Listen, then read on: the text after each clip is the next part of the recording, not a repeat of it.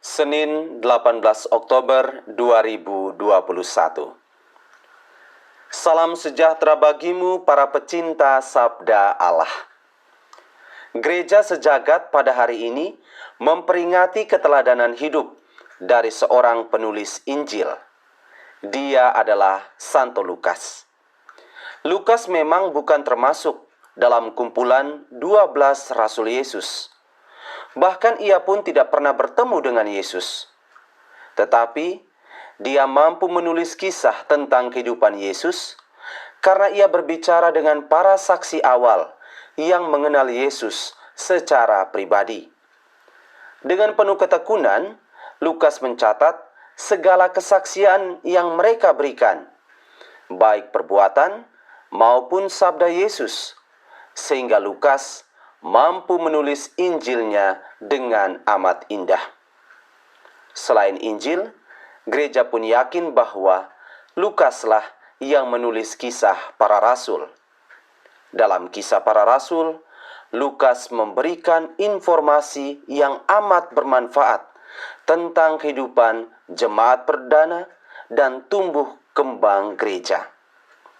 Lewat karya-karya Lukas ini, tidak bisa disangkali bahwa warta tentang kerajaan Allah pun akhirnya makin meluas ke seluruh penjuru dunia. Para pecinta sabda Allah, seturut semangat pewartaan Lukas yang meyakini bahwa kabar sukacita mesti diberikan kepada semua orang, terutama kepada kaum yang tersisihkan. Dalam Injil hari ini, yang diambil dari Injil Lukas, bab 10, ayat 1 sampai dengan ayat 9, Yesus juga dikisahkan menunjuk dan mengutus ke-70 muridnya untuk mewartakan kabar sukacita. Yesus berujar bahwa banyak orang yang mesti diselamatkan, namun tidak banyak orang yang ingin menjadi pewarta. Hal ini disampaikannya dalam kiasan. Tuaian memang banyak, tetapi sedikitlah pekerjanya. Dalam perintah perutusannya ini, Yesus juga mengingatkan bahwa karya yang akan dijalani oleh para muridnya itu tidaklah mudah.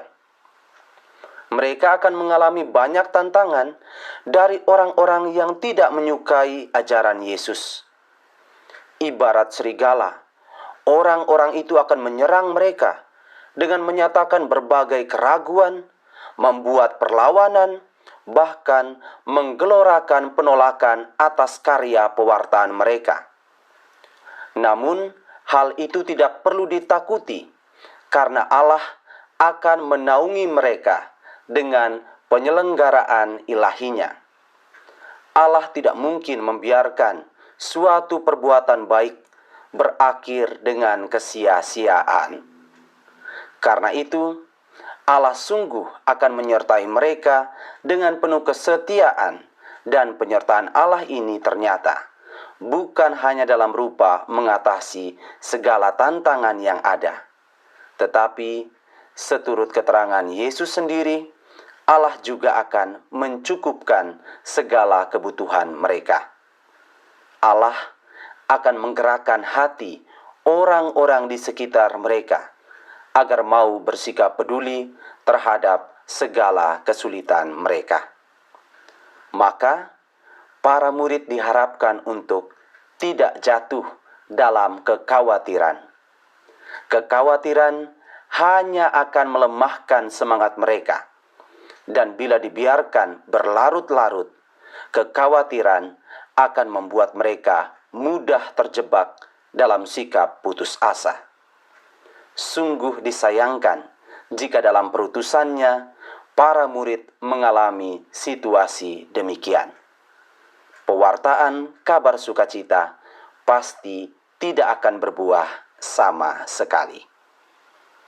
Maka dari itu, para pecinta sabda Allah, sebagai tanggapan atas pesan Injil ini, saya ingin mengajak kita untuk berefleksi diri tentang tugas perutusan kita selama ini. Seperti ke-70 murid, kita juga diutus oleh Yesus untuk mewartakan kabar sukacitanya di tengah dunia dewasa ini. Dalam melaksanakan tugas ini, harus kita akui bahwa banyak tantangan yang hilir mudik menghampiri kita, baik tantangan yang berasal dari dalam diri maupun dari luar diri. Adapun tantangan dalam diri kita bisa berupa rasa rendah diri. Kadang tanpa disadari, kita menjadi orang yang ragu akan potensi diri sendiri. Kita menganggap bahwa kita tidak sanggup untuk melaksanakan pewartaan kabar sukacita karena kita tidak memiliki pengetahuan kitab suci yang memadai, atau kita tidak mempunyai kehidupan rohani yang baik. Padahal yang dibutuhkan oleh Tuhan dari diri kita cuma kesediaan kita.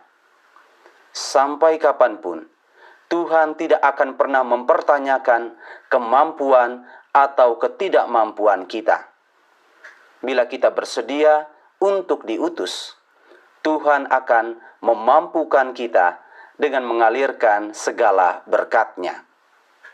Sedangkan tantangan dari luar diri kita bisa berupa tanggapan orang atas pewartaan kita.